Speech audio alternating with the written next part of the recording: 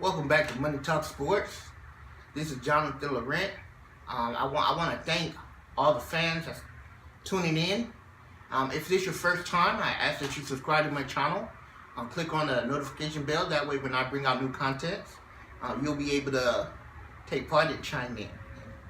Also, I do ask if you want to take part, make sure you comment below. I really appreciate every comment as well. Okay. Today I wanted to talk about the Lakers and everything that's going on with their team right now, how they're playing right now. As you all know, last night they actually just lost to Memphis. Okay, so and right now you want to ask who is to blame? Who is to blame? Okay, so any time in an organization, you have the hierarchy, you have the president, GM, the management organization side and ownership, and then you have the star player, okay, and then you have the coach, right there bridging the gap in the middle, okay? Now, if you notice, as far as like the contending team, who the contending teams are in the NBA, and not just this season, but just ongoing, okay? Whenever you have a head coach on a team, you can see the respect factor. You can see every players grinding for the coach. Okay, I don't care if you mention Phil Jackson, Pat Riley, Greg Popovich. Even if you go in other sports and you talk about Bill Belichick, or even with Pittsburgh Steelers, okay, and their head coach. So there's, no matter what, you always see the respect factor, okay, where the players actually respect the coach, okay? And not only that, you see the players, but also you see what is their game plan, okay? Whenever I talk about any team, whenever I talk about players, when you talk about San Antonio Spurs with Greg Popovich, you know that you're going to be facing, not only when he had the big three, Manu Ginobili, Tony Parker, and Tim Duncan, but the main focal point where a lot of people didn't even notice, but Greg Popovich always made sure that they had another big man playing on the side of Tim Duncan, okay? Because what he knew is when he had Tim Duncan and David Robinson, having that size inside made other players reluctant to go and drive on the inside. Okay, so then after David Robinson retired, Tim Duncan, Greg Popovich always made sure that he kept a 7-footer. Okay, I remember when he had Splinter, he had Muhammad that playing there in the middle. So he always made sure that he had another center at the side of playing with Tim Duncan. He even had Baines over there before Baines went to Boston. Okay? So you have to understand, okay, when you're looking at other teams like Pat Riley was notorious for playing defense. Okay? Even when he played with the Showtime Lakers, I know a lot of people was like, oh man, the Lakers was great, they was fast going. Everything was predicated on the defensive side of the ball. Okay? When Pat Riley was the coach, everything was predicated on the defensive side of the ball, and then they ran out in transition. Okay? When you talk about the bad boys, Pistons, okay, how they played, they was actually known as being probably one of the most toughest teams in the history of sports. Okay? And that was their goal. They knew, okay, hey, well, you know what? We might not be the best as far as scoring offensively, but we're going to be tough, okay? And we're going to toe the line. We don't care as far as what everything. They're going to toe the line as far as making sure that they was playing physical basketball. Now, keep in mind, at that time, that style was legal. So it was considered legal at that time. And they did whatever it took to make sure that the other team and their presence was felt as a physical standpoint. Okay? And then, not only that, even down the line, going back to when Larry Brown was a head coach. Larry Brown, his main focal point was always playing defense. We're going to be one of the best defensive team in the league. And then he had a few scores, and then we're going to win offensively, keep the game close, and we're going to pull out wins by winning game close at the end. Okay? But my thing is, when you look at the Lakers, okay, because I understand everybody is saying, okay, well, LeBron, whenever he goes, they're playing his brand of basketball. I get that. Okay? But when you're looking at this team from day one, not even before LeBron got there, okay, what is Luke Walton? What is his style of play? What is his brand? Okay? Because guess what? When you look at Boston Celtics and you look at Brad Stevens, everybody know that his brand of basketball is him being one of the best defensive teams in the league. And they're going to win the game close. And they're going to play team basketball. That's Brad Stevens, a young coach, one of the youngest coaches in the league right now. Okay? So I know a lot of people, well, you can't compare Luke Walton to the older coach, a young coach. Brad Stevens, he has a plan. He has a plan. Okay? So now you're looking at Philadelphia, how they're playing basketball. They got Ben Simmons, so they're going to run. They're going to run, and then primarily they're going to throw it inside to Joel Embiid. And now, if they don't throw it inside to Joel Embiid, they're going to kick it out to shooters. They got shooters surrounding Ben Simmons. They got a brand of basketball. And they play good defense. Not great defense, but they play enough defense to win and outscore the other opponent. Houston Rockets, they have a brand of basketball. They're going to shoot a lot of threes. They're going to have the ball with two superstars, with Chris Paul, with James Harden, and they're going to play defense when it counts at the end to close the game. They got players to do that, and right now they have a brand of basketball. Okay? And you have their coach, he's notorious, get the ball out, they want to run.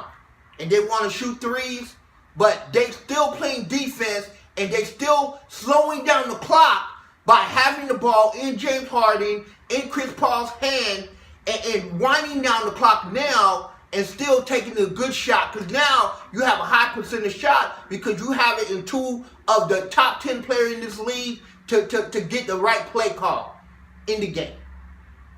Okay? But when you're talking Luke Walton, and you look at the Lakers right now, and you say, okay, they're losing to a lot of close games. They're losing to teams that with under 500 record. They lost 2 times to Orlando Magic. They lost to Atlanta Hawks. They lost to Memphis Grizzlies. They just lost to New Orleans without Anthony Davis. Okay? So all these teams under 500, the Lakers are losing. Effort games. Games that they should be walking away beating these teams by double digits. But they're losing these games. These games here shows that the players checked out. Okay? So when the players checked out, that shows that the players are not playing for the coaches. They're not playing on the name in front of the jersey for the team. They're not playing for one another. They checked out. They got their bags packed in February and ready to go on vacation. Okay? So, who's to blame? Okay? Now, and then a lot of people, they want to blame it on LeBron for trying to make the move, trying to acquire Anthony Davis and really pushing on that front because they believe that Rich Paul is just the face of that agency, but really they believe that LeBron was the real reason that pushed that push the timetable on Anthony Davis. Right now, you have to start with Magic Johnson. Okay? In the offseason, when you make a decision to hire players, to bring players in, and you only give them a 1-year contract, you're letting them know right now, okay, there's no investment in that team. And I don't care if you're a player in the league or if you're an employee for a job. Everybody want to know that you have some type of investment for that company. If you feel that you don't have investment for the company you work for, if you feel that you don't have investment for the team or the organization you play for, you're not going to give it your all. You're going to be checked out. If you're working for an organization and you feel that as a person, you're not being recognized for your efforts and they're not really looking at you as management material, then you're going to be checked out. Okay? And right now, the players for Lakers, Los Angeles Lakers, they're checked out. Okay? Magic Johnson has to take the blame. Because when you're building a team, you have to make sure the people that you bring in are players of Lakers caliber that's going to have a long-term focus, and it goes both ways. So if you're not looking at that player long-term, if you think that that player is not worthy to be on your team as a long-term player, then you cannot hire that player. You can't sign that player to a contract. You can't do a 1-year deal. That's why it's never been done. Yes, there's at times where you have some teams fill in players when they already have a great team. But when you're building a new team, you can't bring in players as mercenaries that's supposed to be foundation blocks to what you're trying to accomplish. Okay? So this is going to go down as a debacle on Magic Johnson's record. Just how they always talk about great players never being great coaches. This is going to go down as Magic Johnson botching this performance as far as his selections. Okay, first selecting Lonzo Ball, because first and foremost,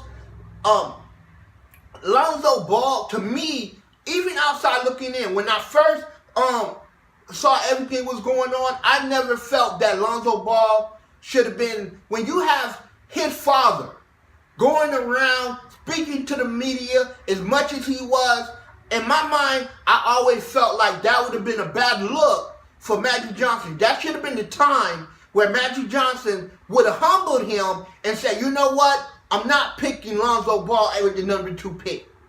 This guy was pretty much stating, oh, my son is going to be a Laker. I know this from when he was born.